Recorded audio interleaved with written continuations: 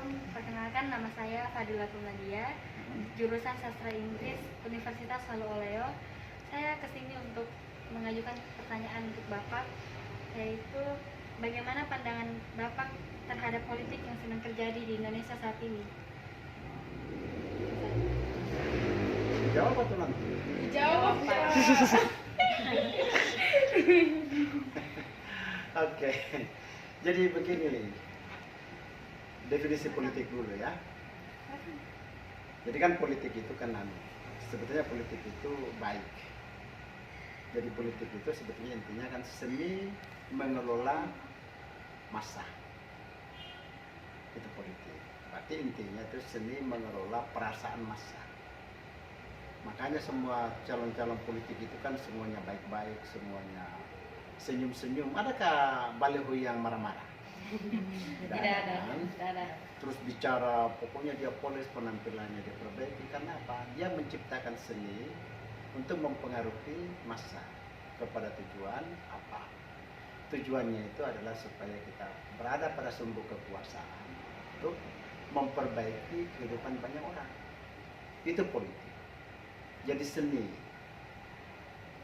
Nah, sekarang ini di media sosial ini seni ini dimasuki dengan seni di medsos yang biasa kita kenal dengan kata hoax. Ya, apa itu hoax? Berita palsu. Begitu datang tanpa disaring dilempar. Bahkan dipoles-poles tulisan-tulisannya lalu dilempar lagi. Satu dipotong lagi sedikit baru dipoles dilempar lagi. Itu namanya hoax. Sehingga tadinya orang bicara utuh dipotong menjadi bicara kasar. Nah ini yang seni itu menjadi seni yang tidak menjadi seni jadinya. Oleh karena itu maka politik yang kita hadapi sekarang adalah seni memainkan gadget, memainkan media sosial yang sudah tidak lagi melihat esensi daripada politik. Ada hoax yang mengada-adakan ditambah lagi dengan politik money politik. Orang terpilih karena membayar. Jadi ini yang membuat politik itu menjadi politik pragmatis dan transaksional. Apa itu pragmatis? Pragmatis dan transaksional hampir sama. Jadi pragmatis itu artinya tidak lagi melihat politisi itu untuk memperjuangkan kehidupan kita sekarang sampai yang akan datang. Katakanlah jadi anggota DPR, kan anggota DPR itu 3 fungsi. Fungsi pertama adalah legislasi. Apa itu legislasi? Membuat peraturan dan perundang-undangan.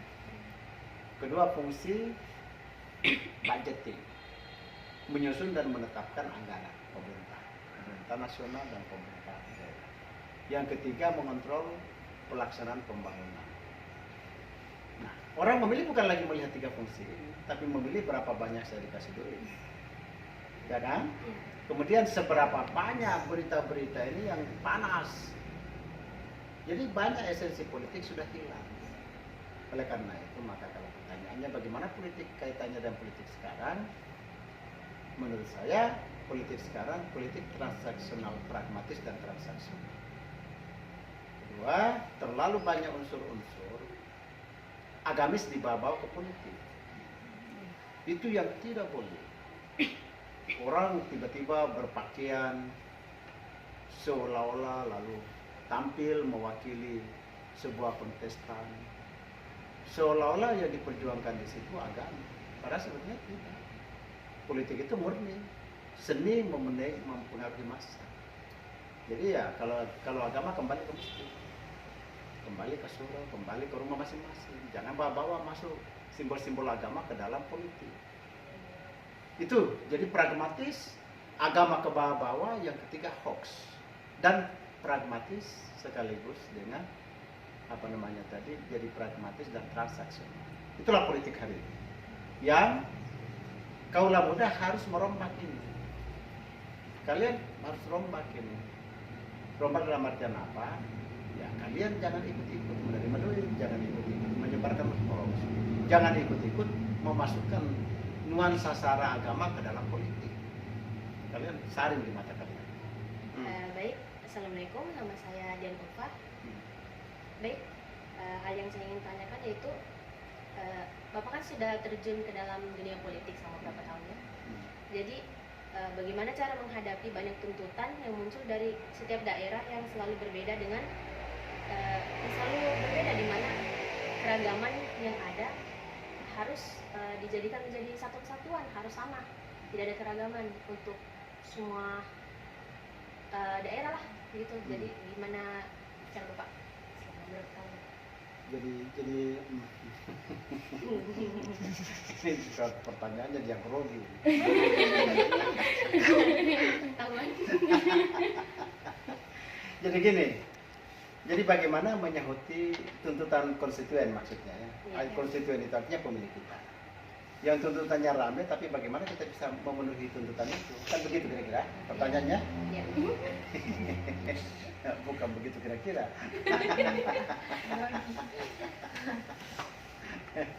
Iya, jadi gini. Jadi kan masa kampanye ini kan pendek. Kemudian orang itu kecenderungan mau mendengarkan dari kita. Sebetulnya semua persoalan dia itu bagaimana caranya kita mengatasinya. Paham maksudnya? Oleh karena itu maka semua politisi akan memberikan kalimat. Pokoknya nanti akan kita perbaiki ini, kita akan selesaikan ini dan seterusnya. Dan itu adalah vision, vision. Jadi visi dan bohong itu beda. Saya insya Allah akan menjadi dokter. Tapi kenyataannya nggak ada jadi dokter, tidak nipu loh. Beda kan? Iya, betul. Kalau nipu itu ada uang di sini 15.000, saya bilang tidak ada uang 15.000, cuma 10.000, itu nipu buktinya ini 15.000, itu nipu namanya. Tapi kalau saya mengatakan bahwa nanti saya akan sahuti kepentingan kamu, ini itu kan ikhtiar. Tapi kalau tidak bisa kita sahuti, memang tidak bisa dijawab satu kali. Pembangunan itu kan berkelanjutan. Sehingga pertanyaan-pertanyaan ini banyak mengatakan politisi itu pembohong.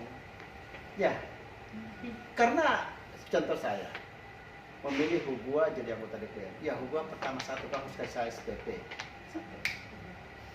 Baju saya juga kamu harus bayar.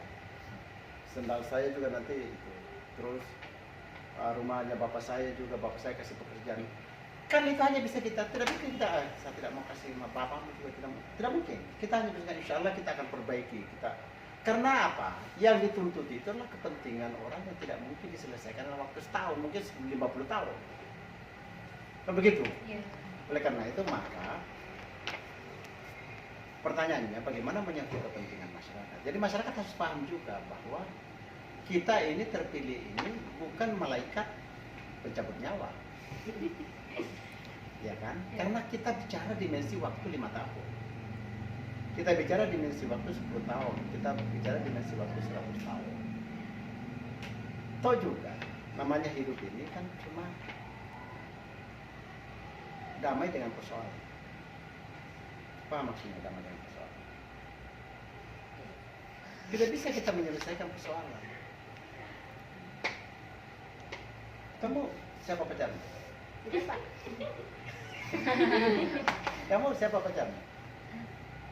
Ada. Siapa namanya? Katakanlah Hasrat. Ini hanya contoh. Saya daftar. Apa kaitan? Jadi begini. Dengan pacar kamu ada masalah atau tidak? Banyak. Ya. Tapi kami tidak bisa berusaha menyelesaikan masalah. Hanya bisa berdamai dengan penyebab masalah. Bisa diselesaikan. Jadi contohnya saya tidak bisa contoh Pak Hasrat pun jangan dia sudah tua.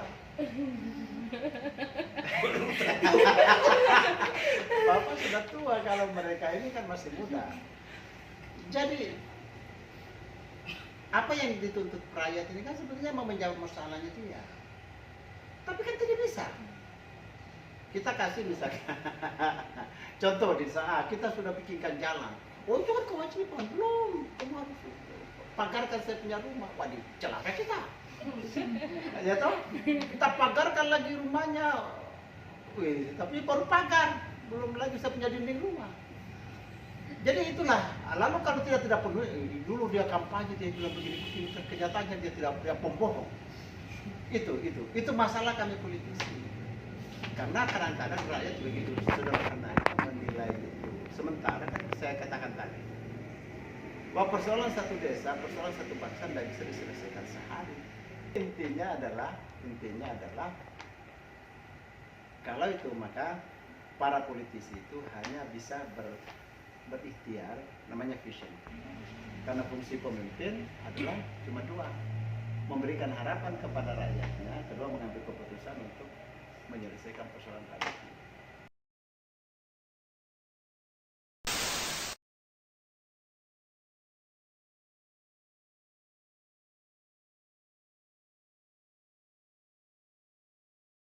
Baik, pada kesempatan hari ini kami akan mewawancarai salah satu narasumber kami, yaitu Bu Nuraidah, terkait demokrasi dan penegakan hukum yang berkeadilan. Langsung saja Bu, kita tahu bahwa Indonesia adalah negara yang berlandaskan demokrasi Pancasila.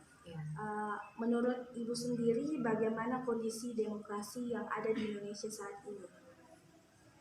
Apakah sudah mencerminkan konsep dari demokrasi Pancasila itu sendiri?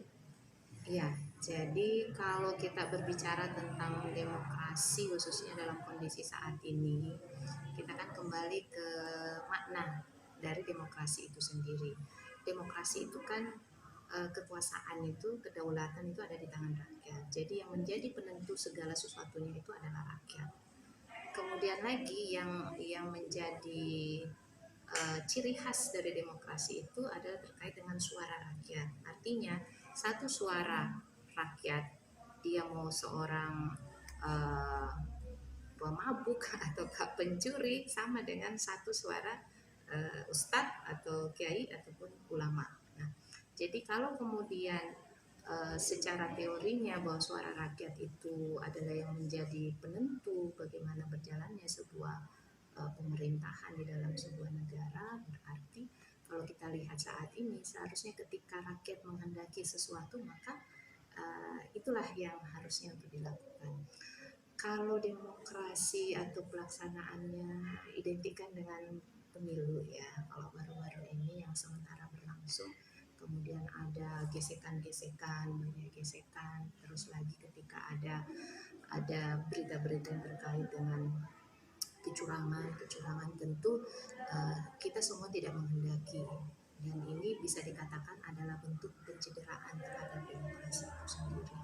Jadi kalau saat ini ya bisalah dikatakan ya, kalau menurut saya sendiri secara pribadi melihat bahwa demokrasi saat ini itu dalam keadaan memprihatinkan, dalam keadaan terpuruk, dalam keadaan menunjukkan ketidakmampuan dari demokrasi itu untuk menjamin apa yang menjadi suara rakyat dan menjadi apa yang menjadi kepentingan rakyat.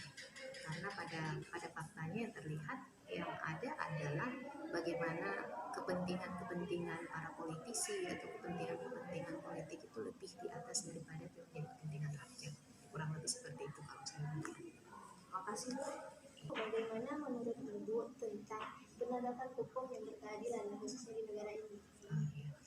Kalau tentang penegakan hukum khususnya di negara kita saat ini, kalau secara pribadi saya melihatnya bisa dikatakan penegakan hukum di negara kita ini masih jauh dari yang namanya berkeadilan. Ada kecenderungan penegakan hukum yang dilaksanakan saat ini tajam ke bawah tapi kemudian tumpul ke atas. Kita bisa melihat banyak fakta-faktanya, kasus-kasus yang itu berhubungan dengan rakyat-rakyat kecil itu kemudian akan diproses dengan cepat dan kemudian akan disanksi. Tetapi ketika hukum-hukum itu menyentuh kalangan-kalangan tertentu, itu ada kecenderungan untuk kemudian lambat diproses atau bahkan itu tidak diproses. Bahkan kalau yang kita lihat lagi belakangan ini ada kesan ya yang kemudian ditangkap oleh masyarakat, termasuk oleh saya sendiri melihatnya ada semacam ketidakadilan ketika satu pihak yang melakukan sebuah kejahatan ataukah juga sebuah perbuatan yang tidak baik, itu kemudian langsung ditindak, tetapi untuk kasus yang sama tapi berasal dari pihak lain, itu kemudian ada kesan dibiarkan atau bahkan tidak ditindak dengan sama. Jadi kita tidak melihat pada siapa yang melakukan, tetapi ketika kemudian pada persoalan yang sama atau perbuatan yang sama, pelanggaran hukum yang sama, tapi kemudian penyikapan terhadap kasus-kasus yang sama itu kemudian berbeda, sehingga ya wajar kalau kemudian rakyat ya seperti kayak saya sendiri juga melihatnya ada kesan seperti itu, dan ini harusnya tidak boleh kemudian dibiarkan sehingga menjadi yang kita khawatirkan kalau kemudian ada ketidakpercayaan rakyat lagi terhadap hukum. Kalau sudah seperti ini akhirnya banyak kasus dihakimi rame-rame, ada yang kedapatan menjamret tanpa dicek dulu langsung kemudian sampai dibakar. Itu kan sebenarnya bentuk ketidakpercayaan terhadap penegakan hukum, sehingga ini harus segera ditindaki bahwa penegakan hukum itu harus betul-betul dilaksanakan dengan seadil-adilnya tanpa membeda-bedakan.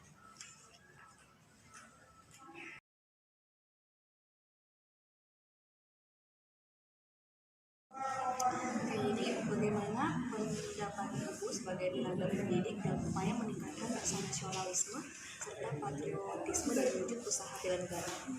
Iya, jadi memang ini adalah hal yang penting khususnya pada generasi muda ya, bagaimana menumbuhkan rasa kecintaan terhadap tanah air mereka, kecintaan terhadap bangsa ya, apalagi dengan tuntutan zaman seperti ini. Maka banyak hal sebenarnya yang bisa dilakukan oleh para generasi muda, itu antara lain bagaimana meningkatkan kualitas diri, kemampuan baik secara intelektual maupun juga secara spiritual, bagaimana menumbuhkan karakter-karakter yang menjadi bagian dari karakter bangsa ini, yaitu karakter ketimuran. Jangan sampai kemudian dirusak oleh karakter barat ya, sehingga kebablasan. Akhirnya rasa patriotisme pun juga semakin pudar karena menganggap bahwa ya bisa jadi meninggalkan apa yang menjadi karakteristik dari bangsa ini, yang santun, yang kemudian peduli dengan sekitarnya, peduli dengan sesama, tidak menjadi orang yang individualis. Bagaimana pendapat Ibu tentang wawasan Nusantara khususnya di generasi muda saat ini? Iya, jadi wawasan Nusantara itu kan adalah cara pandang atau sikap bangsa ini terhadap khususnya kayak wilayah geografisnya.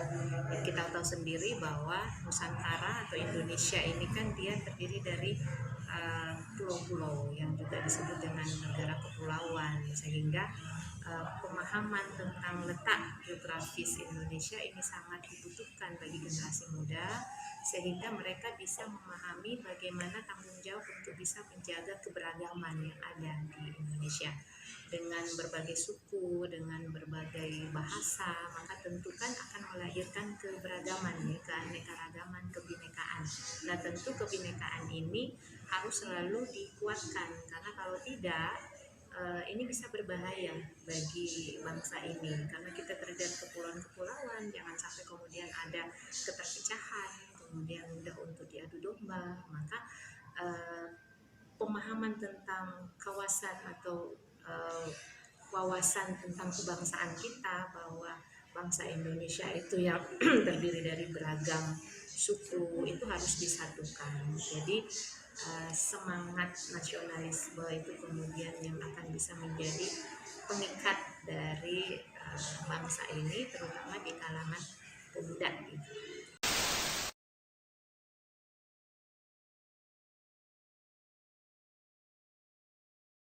Baik, perkenalkan nama saya Rizky Kandi. Saat ini saya sedang bersama narasumber kedua. Dengan mana? Perkenalkan, nama saya Elisa Margareta Sinundi. Baik, saya akan menanyakan beberapa hal. Pertanyaan pertama, kan kita tahu bahwa negara kita ini berlandaskan demokrasi Pancasila. Menurut Anda, apakah kondisi demokrasi di Indonesia saat ini sudah mencerminkan konsep dari demokrasi Pancasila itu sendiri? Menurut saya belum, karena bisa kita lihat pada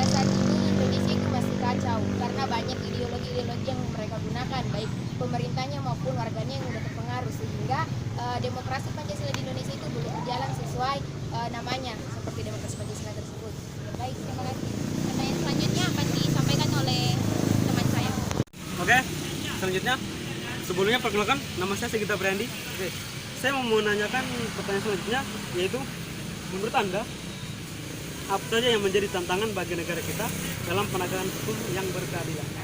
Menurut saya yang pertama itu karena dari pemerintahnya yang kurang memahami mengenai bagaimana penegakan di Indonesia. Karena pada saat ini bisa kita lihat pemerintahnya saja kadang masih kalang kabut atau masih bingung mengenai bagaimana cara menegakkan hukum, terutama dalam memberikan sanksi bagi pelanggar-pelanggar tersebut. Karena seperti kita lihat sekarang banyak orang yang melanggar tetapi sanksi yang diberikan itu tidak sesuai dengan apa yang dia perbuat. Terus yang kedua itu adanya ideologi-ideologi terbaru yang mereka mempunyai pemahaman tersendiri. Jadi sehingga mereka itu tidak menggunakan ideologi hukum yang diterapkan di Indonesia, sehingga mereka hanya berpacu pada pemikiran mereka tentang ideologi-ideologi tertentu. Oke, perkenalkan nama saya Abdul Hasan dan saya akan mengajukan pertanyaan dari teman saya. Saya akan menanyakan pertanyaan terakhir, yaitu sebagai seorang murid SMA, kira-kira apa kontribusi Anda dalam menegakkan penegakan hukum yang berkeadilan di negara? Ya, jadi kontribusi yang dapat saya berikan yang pertama sudah pasti saya akan belajar dengan baik terutama mengenai keadilan hukum di Indonesia. Terus yang kedua, apabila saya melihat suatu pelanggaran yang terjadi kemudian sanksi yang diberikan tidak sesuai, jika saya mungkin bisa melakukannya, saya akan memperingati orang tersebut bahwa yang dilakukan itu salah. Yang ketiga, saya bisa mungkin jika suatu saat saya juga menjadi pemerintah atau orang yang berpengaruh di Indonesia, saya mungkin akan lebih lagi belajar agar bisa memberikan keadilan hukum bagi masyarakat Indonesia yang baik. Tapi kalau untuk pelajar atau murid seperti saya, yang paling utama itu pasti kita harus belajar terlebih dahulu, karena percuma kita banyak berbicara di depan orang banyak, tetapi kalau itu tidak ada sama sekali isinya. Karena seperti bukan juga saya mau menyalahkan pemerintah Indonesia, tapi yang bisa kita lihat sekarang mereka itu simpang siur, bahkan pemilihan yang baru-baru ini saja mereka belum bisa mengatasi masalahnya. Bagaimana mereka mau meyakinkan rakyat agar bisa menegakkan keadilan hukum itu, sehingga rakyat juga pasti berpikiran bahwa kalau pemerintahnya seperti ini mereka pasti tidak mau percaya, dan jadi mereka bisa memilih jalan yang baru. Jadi mungkin sebagai murid itu yang bisa saya memberikan kontribusi, yaitu belajar dengan baik dan memahami situasi-situasi Indonesia ini bagaimana.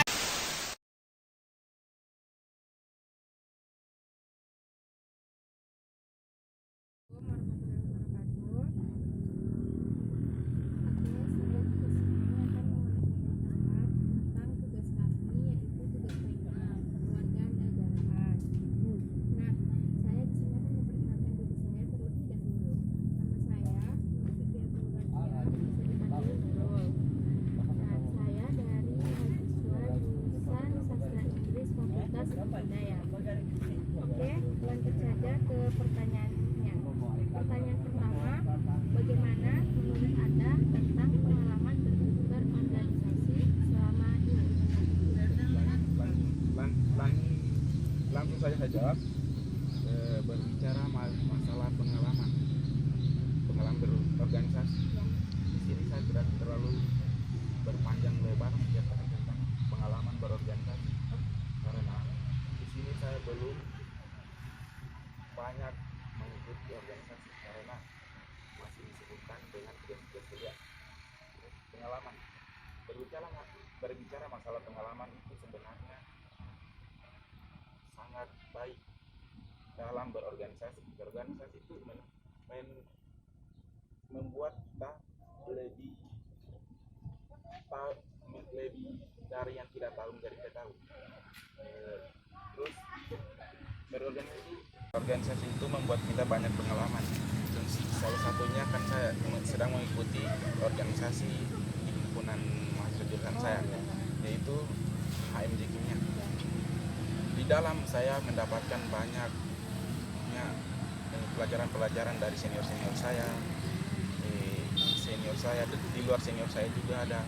Terus organisasi BEM, Badan Eksekutif Mahasiswa. Di situ saya banyak mendapatkan pelajaran dari senior-senior saya, selain dari jurusan saya. Mereka itu sangat bagaimana dikatakan organisasi sangat baik. Terus di samping organisasinya mereka baik, perkuliahannya mereka juga baik. Jadi antara organisasi sama perkuliahan ini kita harus seimbangkan. Jadi saran saya kepada adik saya, harus organisasi itu diikuti secara perlahan, pelan-pelan, dari misalnya dari jurusan hanya kita dulu toh himpunan mahasiswa jurusan, dari situ baru beranjak ke organisasi lain. Itu dari saya.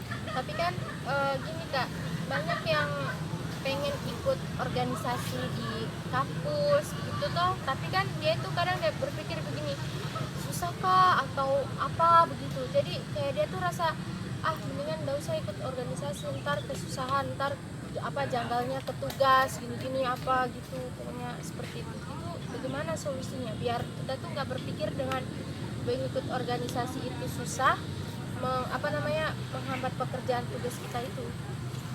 Sebenarnya kalau hal begitu kita sebagai mahasiswa, apalagi kita sebagai akademik bersama Bapak, Iya. kita harus menghindari hal-hal seperti itu. Kenapa? Karena organisasi itu membuat kita banyak pengalaman. Kalau seandainya kita tak mengikuti organisasi, kita seperti kuliah, kampus kamar gitu, Iya. kayak semacam tidak ada pengalaman kita dapat, hanya materi dari dosen. Sementara materi dari dosen itu hanya berapa persen? Ya, 20-an ya, 20%. Sekitaran itu lah. Kita tuh sebagai mahasiswa harus pintar-pintar mencari materi dari luar. Kalau hanya mengandalkan materi dari dosen, hanya seberapa? Jadi saran saya, kalau kita mendapat saran teman seperti itu, kita harus hindari. Ya, kita jelaskan baik-baiknya. Begini Kak, dari tahun ke tahun setiap tahunnya itu banyak mahasiswa yang demo tentang UKT. Nah, Kakak sebagai seorang aktif dan penyampai suara masyarakat, bagaimana tanggapan Kakak tentang hal tersebut? Sebenarnya tanggapan saya di sini, saya tidak menyalahkan siapa-siapa. Tapi di sini lagi-lagi kita kembalikan kepada diri kita sendiri, dong. Kita bertanya pada diri kita sendiri pada saat mengisi formulir pendaftaran, bagaimana, apakah sesuai dengan penghasilan yang ada kita alami selama bersama keluarga atau tidak. Kan UKT dia disesuaikan sama penghasilan orang tua. Jadi jangan kita salahkan rektor, pemimpin yang di atas sana kita. Kita harus berpikir kembali, tanya kepada diri kita sendiri. Nah Kak, tapi kan ada juga mendaftar begini Kak, dia menyimpan pendapatan orang tuanya itu kayak di bawah sesuai tapi kenapa pasti ada Kak sebagian orang yang UKT-nya tinggi, padahal pendapat orang tuanya tidak sesuai dengan UKT-nya. Jadi bagaimana Kakak menanggapi hal tersebut? Tidak sesuai dengan penghasilan orang tua. Nah, iya. Itu lagi-lagi mungkin pada saat pendaftaran dia menyimpan tidak sesuai dengan yang dia dapat orang tuanya. Menurut pandangan saya, karena kebanyakan yang saya lihat dari jurusan saya. Baik, terima kasih atas kesempatan yang diberikan kepada saya Kak. Bapak sebagai warga negara dalam meningkatkan rasa nasionalisme serta patriotisme dalam usaha bela negara. Pertama ya, kita harus mencintai negara Indonesia ini, ya tidak terpengaruh dengan paham dari luar. Ya, terus NKRI ini harga mati buat kita.